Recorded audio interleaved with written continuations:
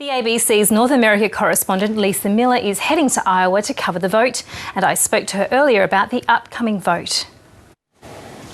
Well, Iowa is nothing if not unpredictable, Miriam, so you never know, even though it's just a few days left. And that's because there are so many people in these opinion polls that we're seeing who still haven't made up their mind, who say that they could still be swayed. So we're getting the outlooks for the next few days, and all these candidates, the 6 that are competing in Iowa, have loads of campaign events. They're going to be talking all around the state, trying to shake as many hands as possible. But yes, at this stage, the latest opinion poll has Mitt Romney at 23% and Ron Paul at 21%. The others are all much further behind. So certainly all the eyes are on Mitt Romney to see whether he can pull off this first vote.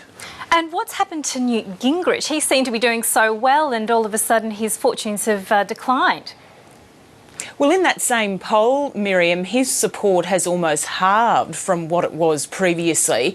There are a few things going against Newt Gingrich. Massive number of attack ads that the other Republicans were able to run in Iowa, talking about his background and history in Washington, questioning his ethics. He just didn't have the money or the organisation or the will to counter those attack ads. He has always said, Newt Gingrich has always said, that he didn't want to go negative in this campaign. Well, that may have proved to be his downfall if he can't pull this off.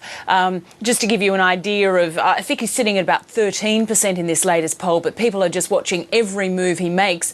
Today, the story has been about the fact that he shed tears while talking about his mother's depression towards the end of her life, and the pollsters, the opinion people, asking whether perhaps those tears might help his campaign or take away from his campaign. But certainly he's the one that shot up so quickly and then just really fell away.